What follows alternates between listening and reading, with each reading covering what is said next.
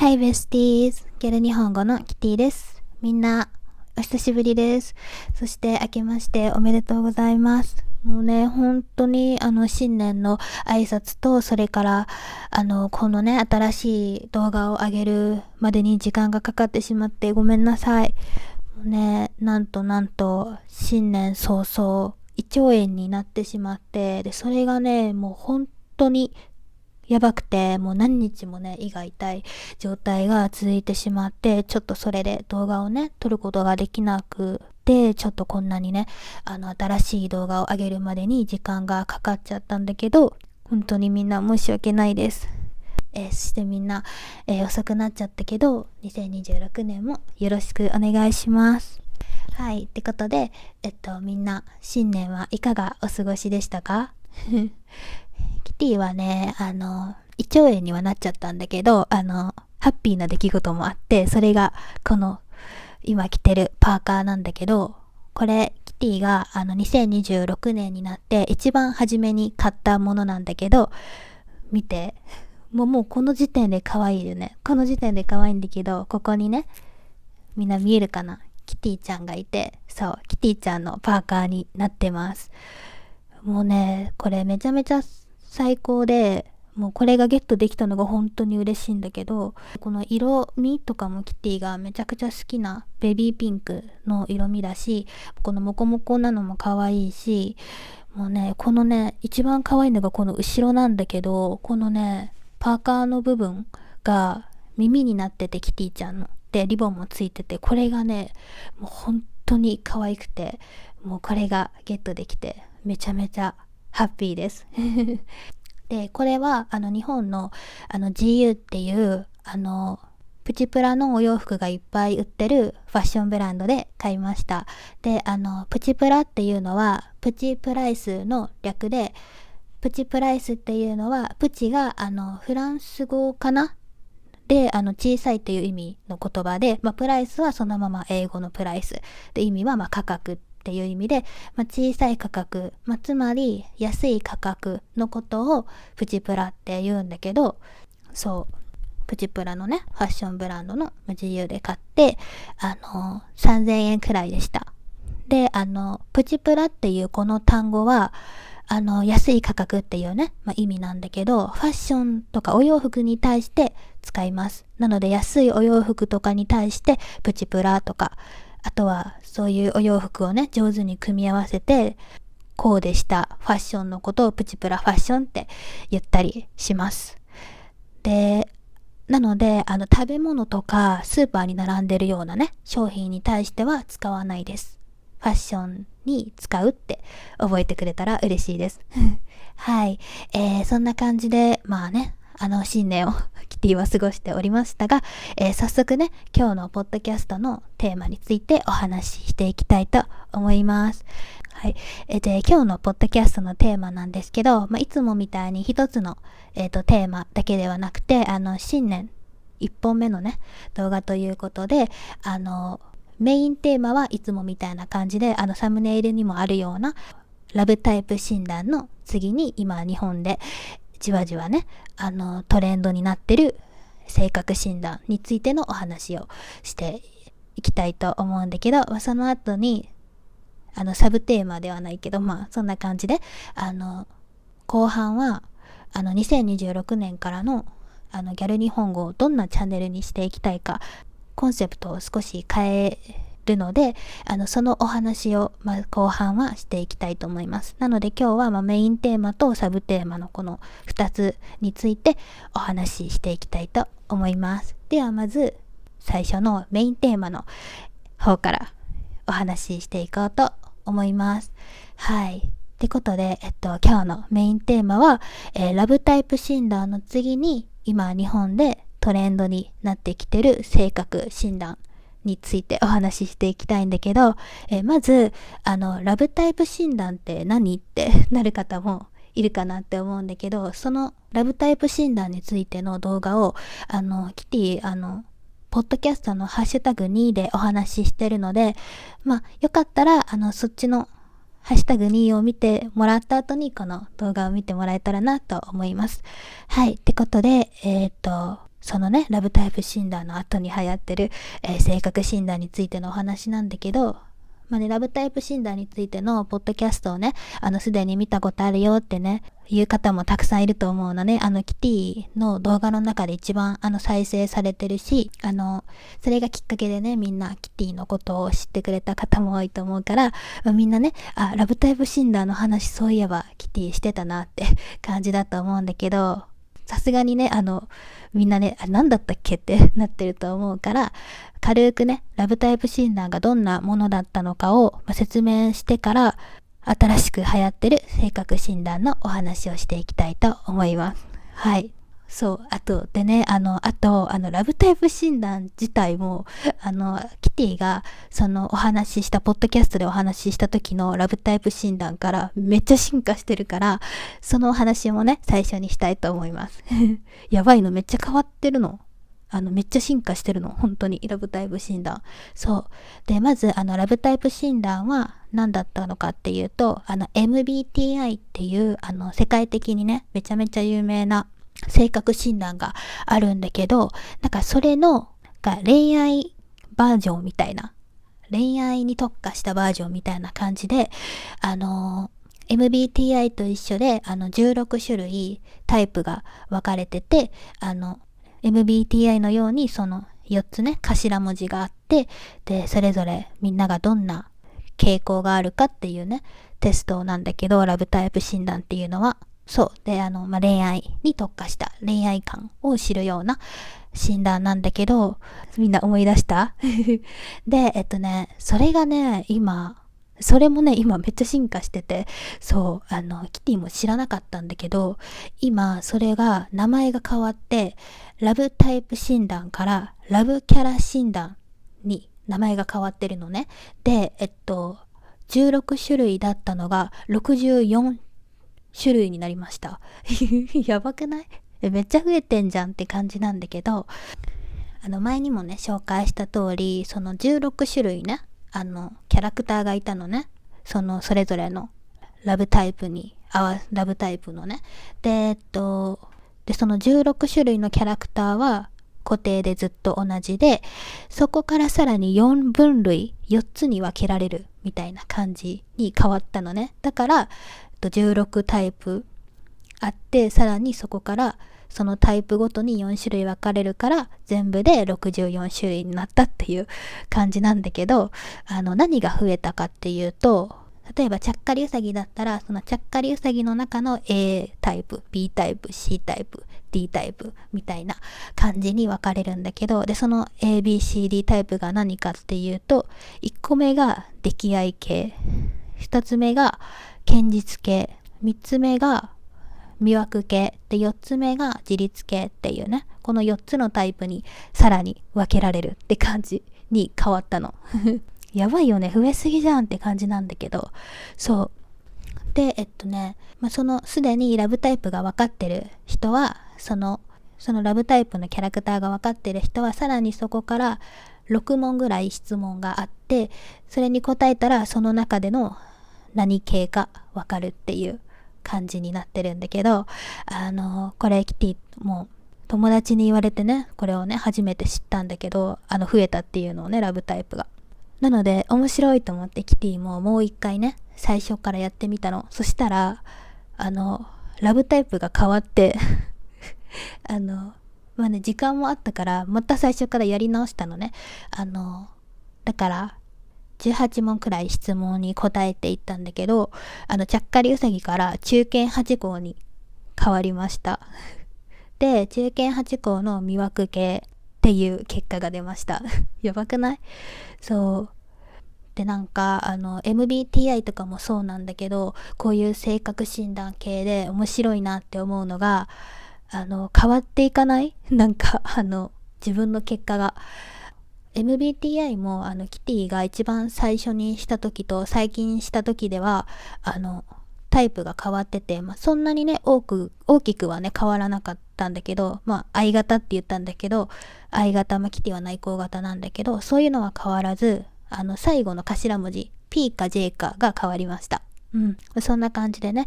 今回のラブタイプもキティ、ジャッカリウサギから中堅8号に変わったんだけど、こういう性格診断をしてて面白いなって思うところが、なんか自分ではさ、あんまり自覚してないけど、こう自分の考え方だったり、なんか感覚とか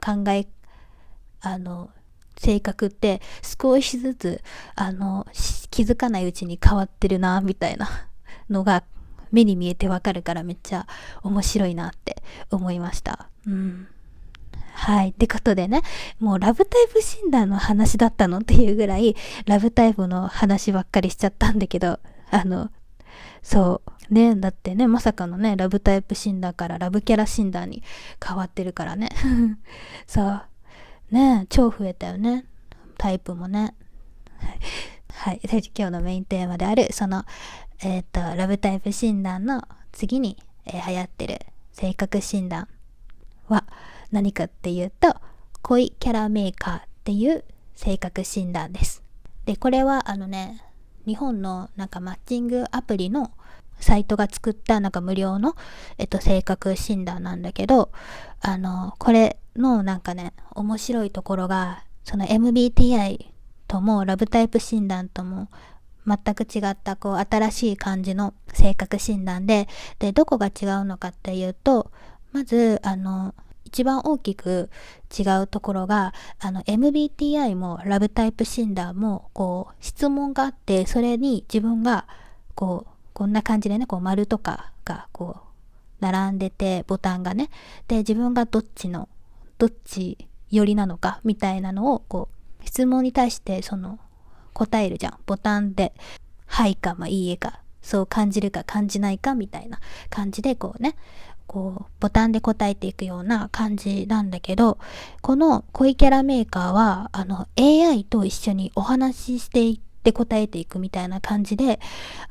まず最初に自分の MBTI を選ぶボタンがあって、でそれでね、自分の MBTI をこう押して、でその後からは AI が質問してくるのね、吹き出しで。でそれに対してこう選ぶボタンがあるんじゃなくて、自分で答えるの。例えば、あなたは周りのお友達からどんな風に見られていますかとか、どんな風な性格って言われることが多いですかっていうような質問が来て、それに対して自分で打ち込んで会話していく感じで、で最後に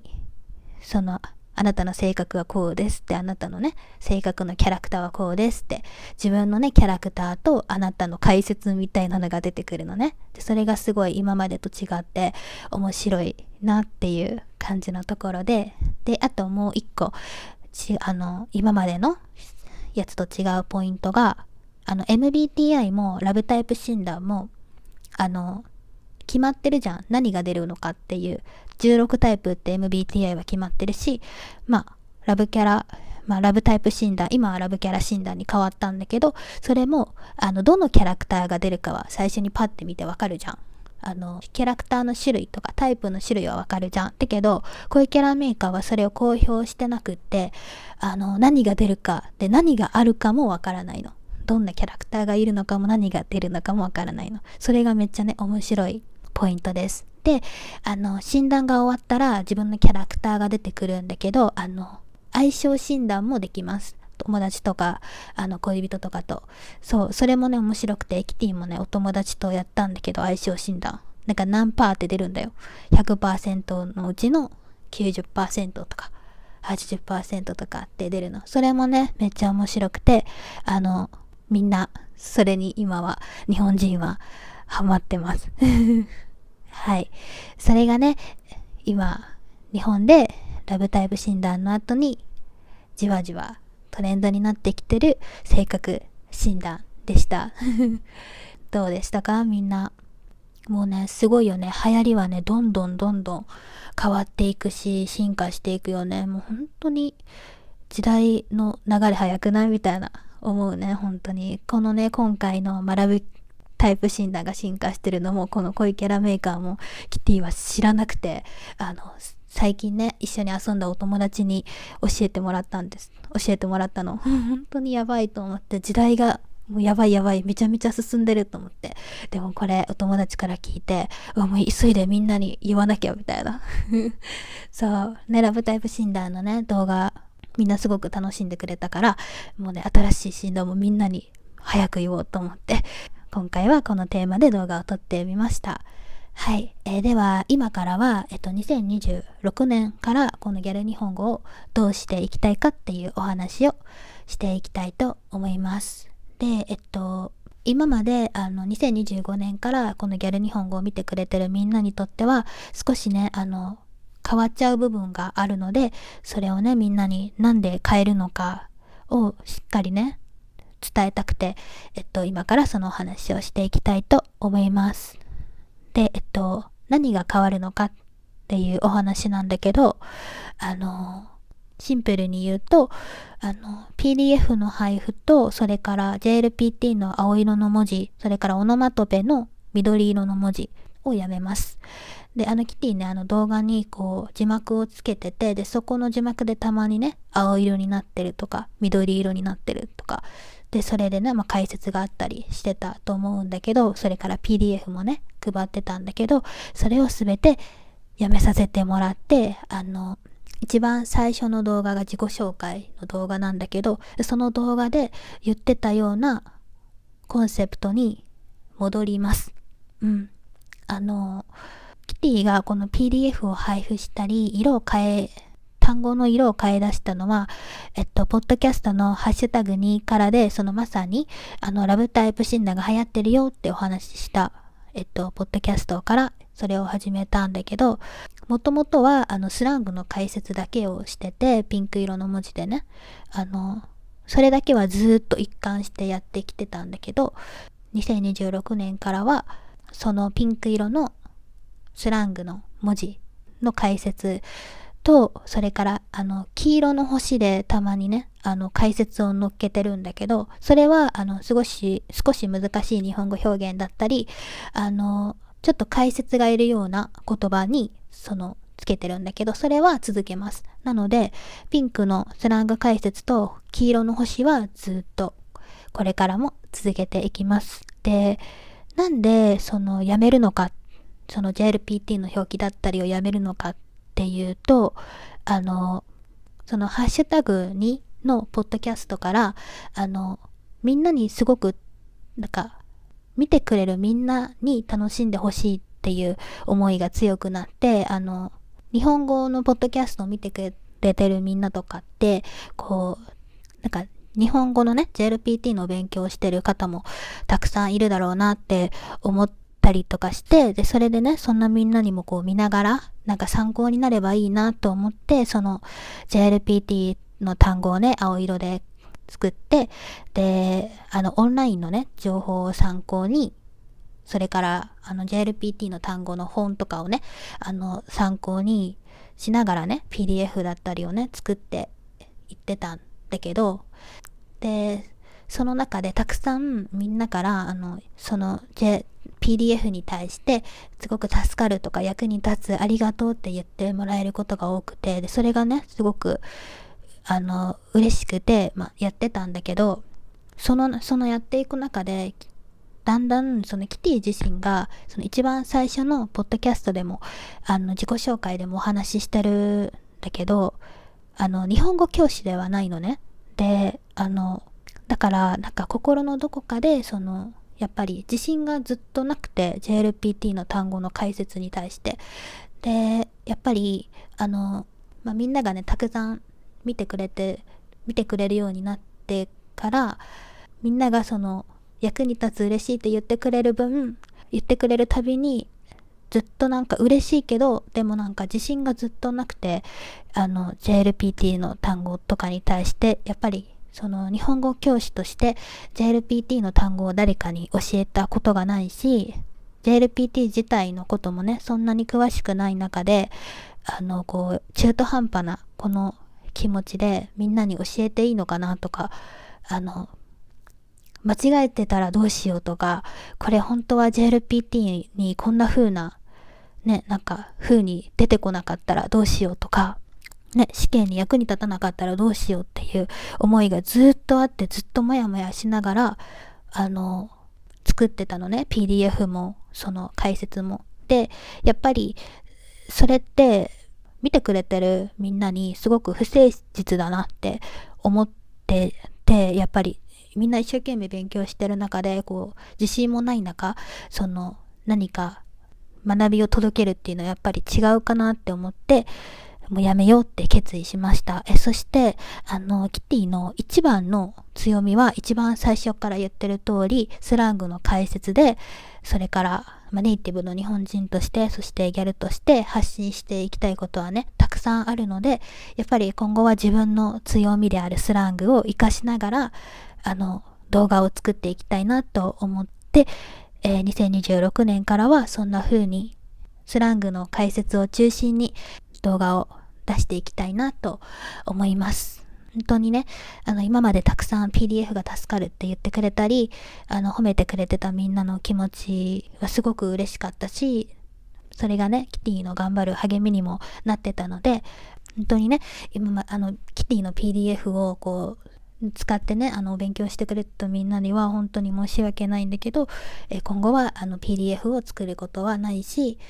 LPT の単語の解説も、それからオノマトペの解説もやめます。一番のね、自分の強みであり、自信になってる、自信のあるスラングの解説、それから星のマークの、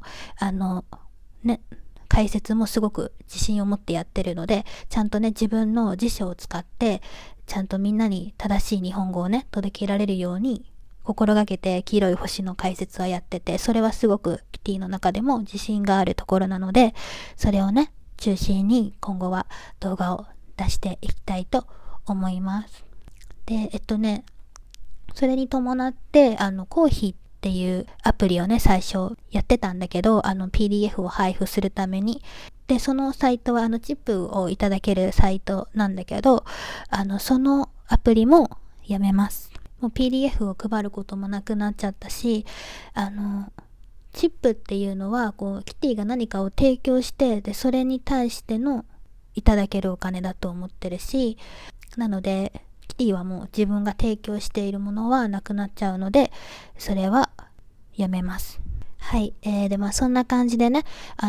チップ制度があるコーヒーはやめさせてもらったんだけど、キティはね、今の時点でもう十分にみんなから素敵なサポートをいただいてると思っていて、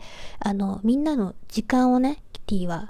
みんなの貴重な時間をキティは今いただいてると思ってるのね。これはその YouTube のこのプラットフォームってすごく素敵だなって思うのが、みんなが見るっていう、みんなの時間をキティにくれることによって、そういうサポートによって見てくれる方が増えたら、その YouTube からキティにお金が入るっていうような仕組みになるから、みんなの貴重な時間をキティに捧げてもらってるって感じなのね。だからやっぱり、でもそれ以上にチップっていうね、お金というもので、もうすごくね、みんなが頑張って働いて貯めたお金というものをキティにくれる優しいね方もいるんだけど、それはすごく感謝してて、でそれは本当に素敵なことだと思うんだけど、PDF もやめたし、今とてつもなくね、ただね、その貴重な時間をいただいてるだけでも今は本当に十分だなってキティは思うので、これからは YouTube を見てみんなキティのことをね、ずっとこれからも応援してくれたら嬉しいです。この YouTube はキティにとってすごく大切で、日本語教師ではないって言ったんだけど、もともとの目標というか夢は日本語教師になることで、オンライン日本語教師って正直に言うと資格みたいなのは必要なくて、自分がやろうと思えばいつでもね、始められるような職業ではあるかなと思うんだけど、キティはまだ1対1で日本語をね、お金をいただいて教えるっていうまでのところに到達してないなって自分で思ってて、だから日本語教師にちゃんと自分が自信持ってね、なれるとか、自信持って自分のコンテンツに自信を持ってもうさらにそのお金をいただく価値があるなって思えた時には、チップ制度もやるかもしれないし、で、なんかいろんなね、ことをやるかなって思うんだけど、日本語教師も始められると思うんだけど、今はそれの下積み期間というか、ビギナー、なんて言うんだろうな、見習い期間というか、そんな期間で、たくさん自分で動画を作って、こういう風にお話ししながらあげることによって、日本語を教える、どんな風に言ったらみんながもっと分かりやすいかなとか、日本語を学習してるみんなに分かりやすいかなっていうのをね、こう試行錯誤してる時なので、ぜひね、温かくみんなキティの動画を見て、これからも見てくれたら嬉しいです。はい。たくさん面白い話とか、みんなが楽しくなるような動画をね、楽しく日本語も学べちゃうぜみたいな動画を目指してるので、これからもよろしくお願いします。で、コーヒーをね、やめたことによって、YouTube っていうプラットフォームだけでみんなと関わることになっちゃうのは、すごくやっぱり寂しい気持ちもあるし、これからキティも2026年はたくさん挑戦する年にしたいって思ってて、いろんなことにね、挑戦しようと思ってて、そのうちの一つで、またそのフルタイムのお仕事だったり、外で働くサービス業とか接客業とかをまた始めようって思ってるのね。キティはすごくなんかのポッドキャストでサービス業だったって言ったんだけど、本当にキティ接客が好きで、お客様と話すのがすごく好きなのね。だからやっぱりそのお仕事もやっぱりもう一回やりたいなと思って、いろんなね理由があってそのお仕事を一回やめて、こんな風にね、新しいいろんなことにチャレンジしてる途中なんだけど、またその仕事もやりつつ、自分のやりたい挑戦したいこと全部頑張ろうっていう年にしたいので、頑張るね年にしたいので、それぞれに避ける時間がまたちょっと少なくなってくるかなとも思ってて、 YouTube もね、こんな感じでね、体調崩しちゃったりとか、いろいろしたらこう間がちょっとだけ空いちゃったりもする、その期間にみんなとお話できないのはすっごく寂しいから、動画上げられなくてもみんなとお話できるなんか別のプラットフォームもまたできたらいいなと思ってて、今考えてるのはインスタの解説なんだけど、前にね、インスタ持ってますかって聞いてくれた方がいて、で、その時もいつか作ったらお知らせするねってコメント返させてもらったんだけど、そんな感じでね、作ったら、インスタグラムを作ったら、またみんなに投稿でもお知らせさせてもらうし、動画でも概要欄に貼るようにしたいなって思ってるので、ぜひまた違うプラットフォームもできたら、そっちでね、一緒にお話ししましょう。動画をね、上げられてないような期間はそっちでね、いっぱいお話できたらいいなと思っています。はい。そんな感じで2026年からのギャル日本語もぜひぜひよろしくお願いします。はい。長くなっちゃったけど、ここまで聞いてくれて本当にありがとう。ね、本当に貴重なね、みんなの時間をね、いただいてるので、もう本当にそれにすごく感謝しています。はい。ではね、みんなもね、体調に気をつけながら過ごしてください。では、また次のポッドキャストでお会いしましょう。またね。